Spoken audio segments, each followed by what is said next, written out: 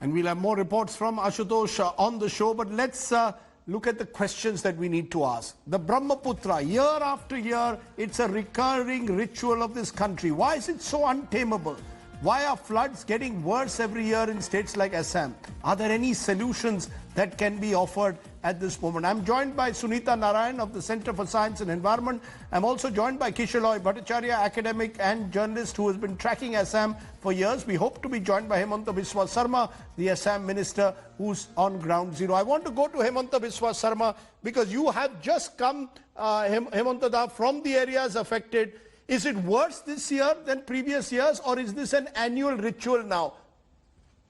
Rajdeep, in terms of human casualty, this year is bad because we already lost nearly 100 people. As of now, also almost 50,000 people are in relief camp, and total 70 revenue circle has a lot of animal population has life. So the situation is pathetic. The worry, of course, Hemanta Da, is that this happens every year. You know, every year, large amounts of money are spent on embankments, and yet what happens when the floods come? The embankments get washed away. More than 30,000 crores have been spent on embankments in recent years. Where does the money go, or is embankments not the solution?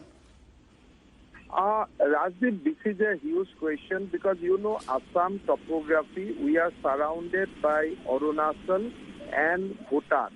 So lot of water starts flowing into the Assam apart from the water we get from Brahmaputra.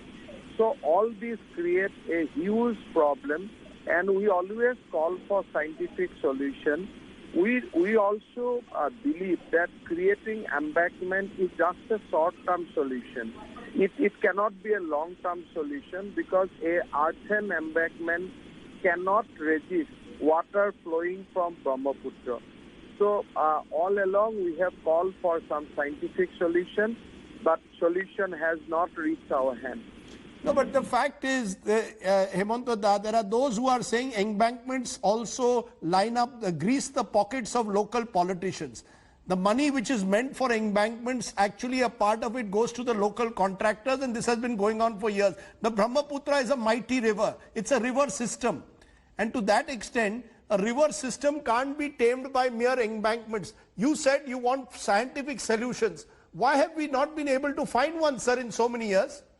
Rajdeep, this has to be answered by the scientific community. We have approached everybody. We have approached almost all IITs of this country. So everybody is suggesting us back only the embankment model. Beijing was a model discussed, but then people have also said that dredging can be used only for inland water movement. It cannot be used to tame river Brahmaputra. So through this show also, I again request scientific community of India and worldwide to give us some durable solution looking at the nature of the river Brahmaputra. Let me take that solution to Sunita Narayan. Here you're hearing ministers saying that, look, we are looking for scientific solutions. The world of science has to come up with solutions. Is there a solution? Because till now, the only attempt has been through embankments, most of which get washed away when there is heavy flooding.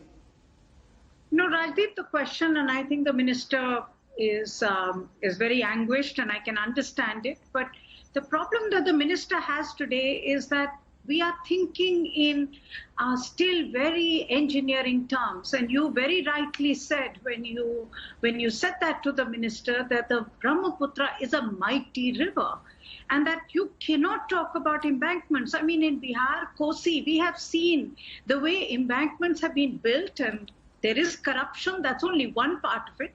The bigger part of it is that actually the river becomes higher than even the surrounding area because the silt then has nowhere to go. And as a result of it, the flood exacerbates. Now, when you come to Assam, there are two things that I want to point out, and I think that's where the solution will also have to come. One, this year is much worse for Assam. And this is also because we are now seeing more extreme rainfall. Today, Assam actually only has 19% above normal rainfall. In June, the rainfall was only above 3%, but that rain is coming in very intense, extreme rain events, and that is clearly linked to climate change. Now, given this, what Assam and other states like Bihar and others really need to do is to rethink flood management. If with only 19% excess, you have this kind of devastation, just think as the excess goes up, because this is only the second pulse of the flood yet. So Assam has to start channelizing its flood waters rather than embanking its rivers. It needs to think about how it can connect the flood, the river, to ponds, to tanks, so that the water is spread across. But Sunita Narayan, sorry to intervene. Yes. There are ecologists who believe that the flood waters have historically rejuvenated croplands, fertilized soil, that you need the flooding. In a way, this is how the Brahmaputra, in a way, ensures that the land is kept fertile. It's a riverine system. Absolutely, Rajdeep. But the problem today is that you do have very high population density. You're also building where you should not be building. You're building in riverine floodplains. You're building where people should not, where habitation should not happen. But you're absolutely right. The flood management strategy in India has to change from controlling rivers, which is this very masculine way of managing nature, to actually learning to live with floods, which means managing it, mitigating it, and learning to live with the waters of floods. Flood waters recharge groundwater. They give you another crop post the floods. They give you very valuable silt. They give you fish. So there is a complete different approach. Once you start applying that approach, you will find new solutions to the problems of Brahmaputra. And I hope the will look for some of those solutions. I want to turn to you, Kishalai Bhattacharjee, because you've tracked Assam for years. This is an annual ritual, sad annual ritual that takes place in Assam. Do you believe that the political system has not done enough in all these years? Or is it simply that the Brahmaputra's problems are so intense that it's very difficult to control? I think, Rajdeep, if I just mention about the embankment, though I'm not going to go into the scientific and how to tame it, but you and I have been part of the story where Sanjay Ghosh was in Majuli trying to tame the river out there, and he had found solutions, but he was unfortunately abducted and his body was never came back. And that was a turning point in actually a lot of things in Assam. So there have been huge corruptions. Your own channel is flashing 30,000 crore has been spent on embankment. So reinforcement of embankment has not happened the way it should have happened, and that would have mitigated. Not that flood is an annual phenomenon. It needs to happen. Kaziranga needs flood waters to come, rejuvenate itself. All that is fine, but obviously the mitigation of flood, which happens due to conventional ways, has not happened properly. But why? Are you saying it's about corruption? Is it primarily at the base level about corruption when it comes to the quality of embankments, or this or the manner in which they are distributed among favored local contractors? Absolutely, it is a contractor politician nexus, and at that point of time when Sanjay was abducted, even the militant or the terrorist nexus was very much there, and that's for everyone to know, and that's pretty much open. This is not a classified piece of information, and I'm sure that the minister himself would also agree to how funds were disbursed. Because if you make a permanent or a semi-permanent or a well-reinforced embankment, then every year the money is not going to come to the local contractor. So it is important for roads, for embankments, for everything else, for government contracts to be made very shabbily, so that the money, so that the construction again gives away and the money comes again and fills their pocket. That's kind of a profession, a cottage industry that grew up out there in these areas. But more importantly, Rajdeep, I think in Assam, what's something that Himanta and Sunita did not mention, over the last 50 years, we have created a community of millions of people who are into a cycle of debt, Remember, the flood affects almost the same areas every year, the low-lying areas, which means it affects the same families, which means if it affects the same families, they are losing their crop, they've damaged their house, their children have dropped out of school, traffickers have come in out there. These families are almost invisible, victims of a flood. They don't die, but their livestock gone. Into 2020, 25 lakh animals have been affected already. And by these 25 lakh animals, these are not wildlife entirely. Most of them are livestock. When their houses are damaged, when their crop is gone, when everything is gone for a season, then they go to the money lender, they take money. Next year, again, the flood comes, again, they've taken the money. So it's a vicious cycle. A vicious cycle, a parallel cycle has been created around the flood economy, Hemantoda. You are seen by many as the future leader of your state. Today you are battling COVID and you are battling floods. It's a double whammy in this year. Are you facing in that sense, do you have a solution? You're saying the scientists have to provide a solution. Is there no solution in all these years that the political class has been able to find in Assam?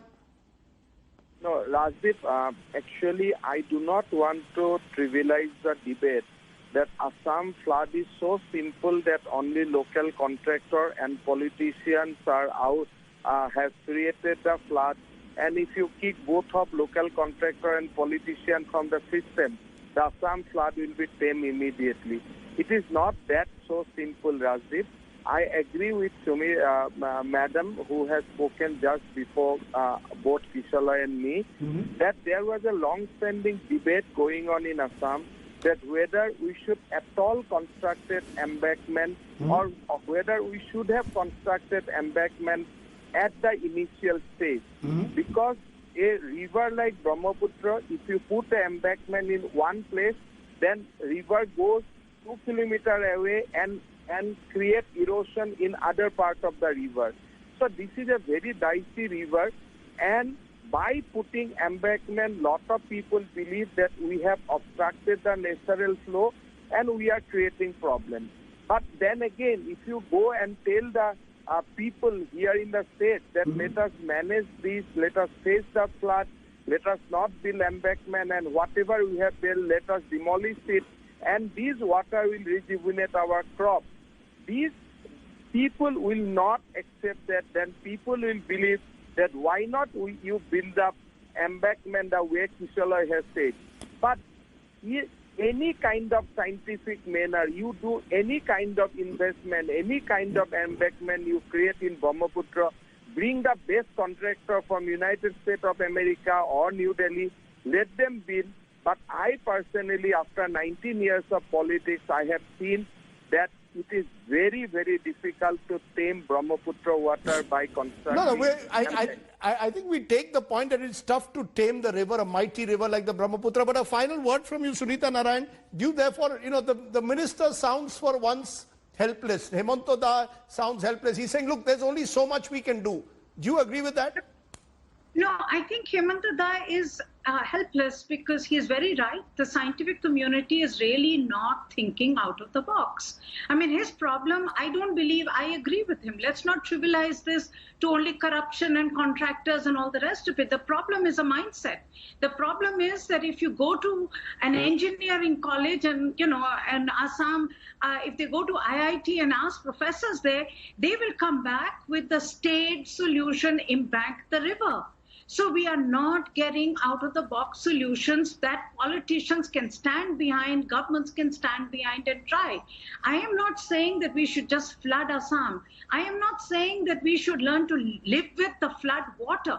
I am saying that instead of believing that we can tame the river, we should think how we can channelize the flood water so that it can actually bring us what we want. The silt, the fish, the ability to be able to recharge the groundwater. But that means thinking out of the box, an engineering solution which is bold, which thinks differently. Right. This is the way traditional India had managed its floodwaters. But unfortunately, our extremely whitewashed engineering mindset means that we are very, very masculine in the way we think. We think we can just tame the river, shut it down, We'll never be able to do that. And with climate change, it is going to get worse. So it's time we got our act together. Okay, let's leave it there, ma'am.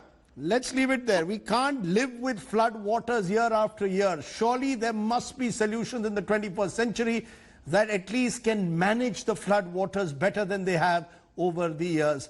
Kishalai Bhattacharya, Sunita Narayan, Hemanto Biswa Sarma, appreciate your joining us on our top focus today on Assam's floods. Now remember, you can help Assam.